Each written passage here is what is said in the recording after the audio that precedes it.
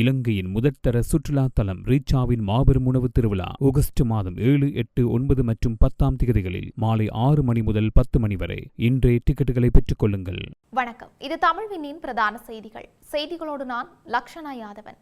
முதலில் தலைப்புச் செய்திகள். சுரேசலைவுக்காக ஐக்கிய தேசிய கட்சி விசேட அறிக்கை. ஆன்லைன் மோசடியில் ஈடுபட்ட இளம்பெண் கைது. மலையகத்தில் மீள புனரமைக்க முடியாத வீடுகளுக்கு நிவாரணம். கிளிநொச்சி சங்கீட்சன் கைது விவகாரம். வடக்கு கிழக்கு தழுவிய போராட்டம் வெடிக்கும் என்று எச்சரிக்கை.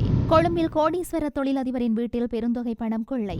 கோட்டாபயவுக்கு எதிரான தடை உத்தரவின் பின் சலைவுக்கு வெளிவந்த பிரச்சினைகள். ஹார்முஸ் நீரிணை அருகே விழுந்து நொறுங்கிய அமெரிக்க உலங்கு வானூர்தி. ட்ரம்ப் வெளியிட்ட அறிவிப்பு. ஜனாதிபதி அலுவலகத்தில் அவசர கூட்டம். தொடர்பான விரிவான செய்திகள்.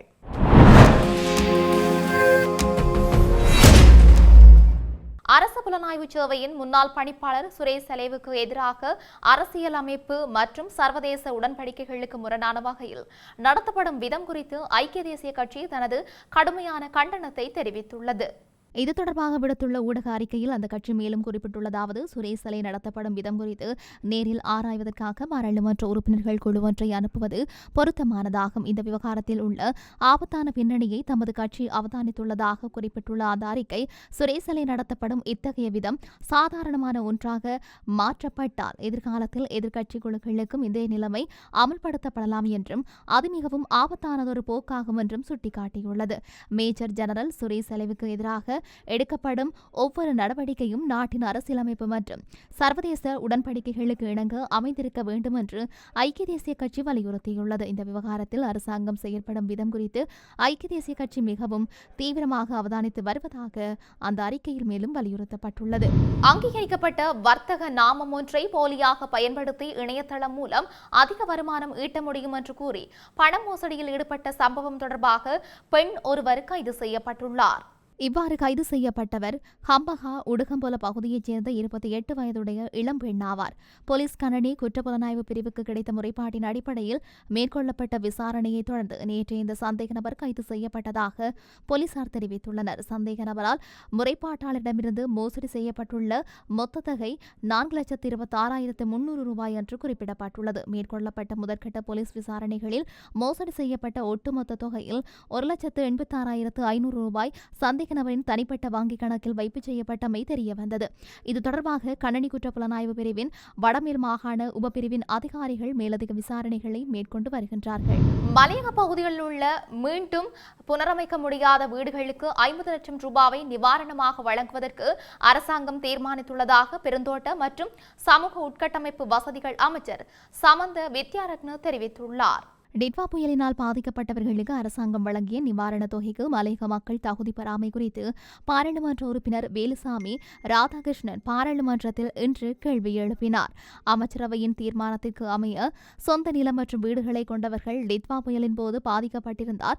அவர்களது வீட்டின் முழுமையான பாதிப்புக்கு 50 லட்சம் ரூபாயும் பகுதியளவான சேதத்திற்கு 25 லட்சம் ரூபாயும் வழங்கப்பட்டது. ஆனால் மலையக மக்களை பொறுத்தவரையில் அவர்கள் வசிக்கும் லயன் வீடுகளோ அல்லது காணிகளோ அவர்களின் பெயரிலோ அல்லது அவர்களது உரித்துடையவருக்கான ஆவணமோ இல்லை. அந்த காணிகள் பெருந்தோட்ட நிறுவனங்களுக்கு சொந்தமானவை. அதற்கமைய லயன் குடியிருப்பில் தங்கியிருக்கின்ற வீடுகள் அனர்த்தத்தினால் முழுமையாக சேதமடைந்தால் 50 லட்சம் ரூபாவையும் பகுதியளவான சேதத்திற்கான ஏனைய நிவாரணங்களை வழங்க தீர்மானித்தோம். அதற்கு மேலதிகமாக அனர்த்த முகாமைத்துவ குழுவின் ஆய்வுகளுக்கு அமைய ஏதேனும் வீடொன்று புனரமைக்க முடியாத அளவு பழமையாக காணப்பட்டால் அதற்காக அவருக்கு புதிய வீடொன்றை நிர்மாணிப்பதற்காக 50 லட்சம் ரூபாவை வழங்க முடிவு எடுத்துள்ளதாகவும் அமைச்சர் தெரிவித்துள்ளார். அதே நேரம் மலையகத்தில் டிட்வா புயலினால் பாதிக்கப்பட்ட மக்களுக்கான புதிய வீடுகளை அமைப்பதற்கான காணிகளை தெரிவு செய்யும் பணிகள் தொடர்ந்தும் இடம்பெற்று வருகின்றன. சில காணிகளுக்கு இன்னும் இறுதி அனுமதி வழங்கப்படவில்லை. அனர்த்த முகாமைத்துவ நிலையம் மற்றும் தேசிய கட்டிட ஆராய்ச்சி நிறுவனம் உள்ளிட்ட நிறுவனங்கள் இந்த அனுமதியை வழங்க வேண்டும். ஏற்கனவே எடுக்கப்பட்ட அமைச்சரவை தீர்மானத்திற்கு அமைவாக மிக விரைவில் இந்த பிரச்சனையை தீர்ப்பதற்கு எதிர்பார்த்துள்ளோம். அதனையே ஜனாதிபதி உள்ளிட்ட முழு அரசாங்கமும் விரும்புவதாக அவர் தெரிவித்துள்ளார். புலிகளுடன் தொடர்புடைய கருத்துக்களை கொண்ட பாடலை பாடியதாக கூறப்படும் குற்றச்சாட்டின் பேரில் கைது செய்யப்பட்ட 24 வயதான சங்கீர்த்தன் யாழ்ப்பாணம் சிறைச்சாலையில் தடுத்து வைக்கப்பட்டுள்ளமை கவலைக்குரியது என்று நாடாளுமன்ற உறுப்பினர் சிவஞானம் ஸ்ரீதரன் தெரிவித்துள்ளார். நாடாளுமன்றில் இன்றைய தினம் உரையாற்றும் போதே இவ்வாறு குறிப்பிட்டுள்ளார். நாட்டிலே பயங்கரவாத தடைச்சட்டத்தின் கீழ் தமிழ் மக்கள் பல கொடுமைகளை அனுபவித்தார்கள். 2006 கிழக்கு மண்ணில் வாகரையிலும் 2009 வடக்கிலும் தமிழ் கொலை செய்யப்படுவதற்கு இந்த பயங்கரவாத தடைச்சட்டம் முக்கிய காரணமாக அமைந்தது. இந்த தடைச்சட்டத்தை பயன்படுத்தி தற்போது சங்கீத்சன் என்ற இளைஞர் கைது செய்யப்பட்டுள்ளார். நாட்டிலே பாடுகின்ற உரிமை, பேசுகின்ற உரிமை, எழுதுகின்ற உரிமை தடுக்கப்பட்டிருக்கின்றதா? இன்றைய தினம் பயங்கரவாத தடைச்சட்டத்தை இன்னும் மெருகூட்டுவதற்காகவே ஜனாதிபதி தனக்கு உள்ள அதிகாரத்தை பயன்படுத்தி இன்று அவசரகால சட்டத்துடன் தொடர்புடைய பிரேரணையை இன்று கொண்டு வந்துள்ளார். அந்த வகையில் ஏன் ஜனாதிபதி தனக்கு இருக்கும் அதிகாரத்தை வைத்துக் கொண்டு சங்கீத்சனை விடுவிக்கக்கூடாது? தொடர்ந்தும் சங்கீத்சனின் விடுதலையை வலியுறுத்தி மக்கள் போராட்டங்களில் ஈடுபடுகின்றார்கள். ஆகவே இந்த அரசாங்கம் சங்கீத்சனை விடுதலை செய்யவில்லை என்றால் வடக்கு கிழக்கு தழுவிய மாபெரும் போராட்டத்திற்கு மக்கள் தயாராகிக் கொண்டிருக்கின்றார்கள் என்று ஸ்ரீதரன் குறிப்பிட்டிருக்கின்றார். கொழும்பு மேகொட உடகேவத்தை பகுதியில் கோடீஸ்வர தொழிலதிபரின் வீட்டிலிருந்து பெருந்தொகை பணம் கொள்ளையடிக்கப்பட்டுள்ளது.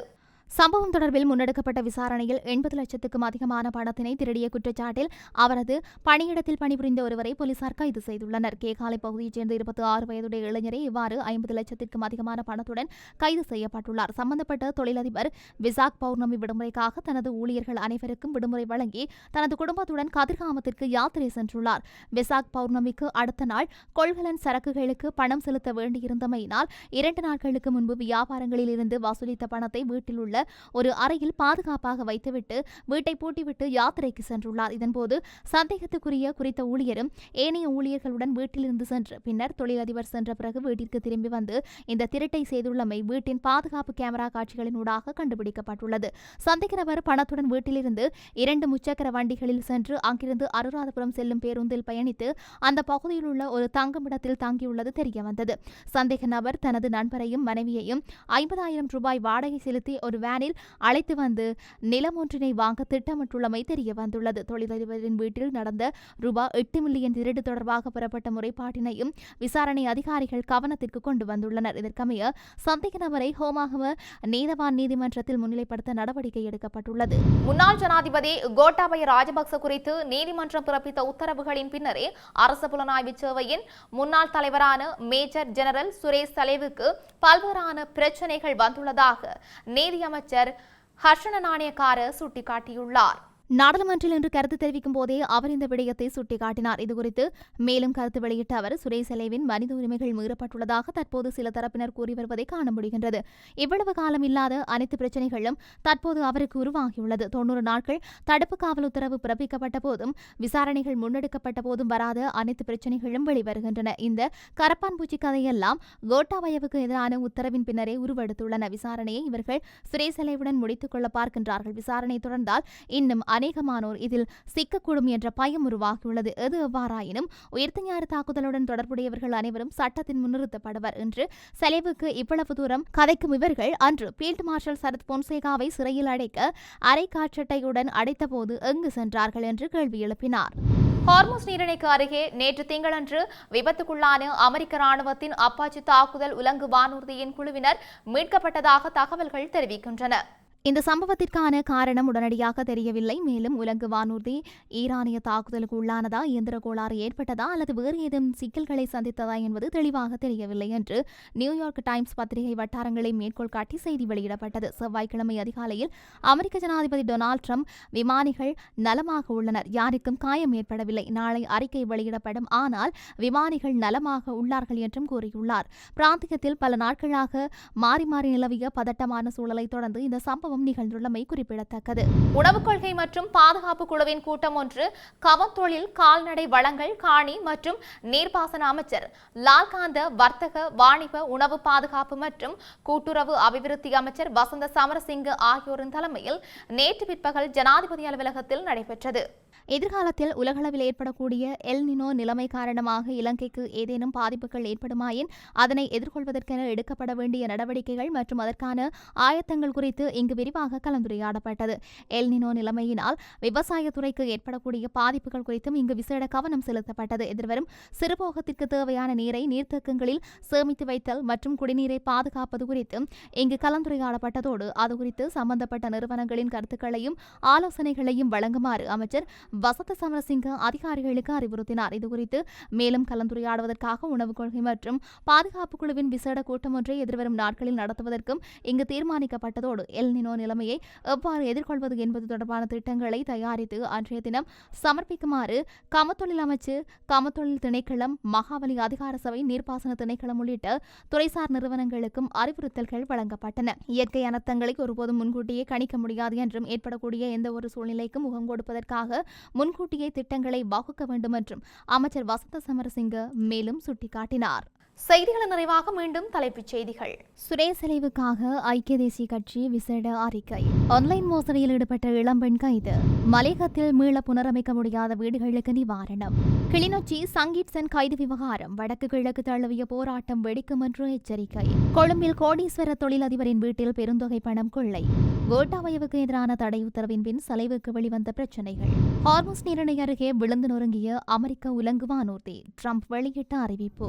ஜனாதிபதி அலுவலகத்தில் அவசர கூட்டம். இத்துடன் தமிழ்வினின் பிரதான செய்திகள் நிறைவு பெற்றன. செய்திகளை உடனுக்குடன் அறிந்து கொள்ள தமிழ்வின் என்ற எமது யூடியூப் பக்கத்தினூடாக இணைந்திருங்கள். வணக்கம்.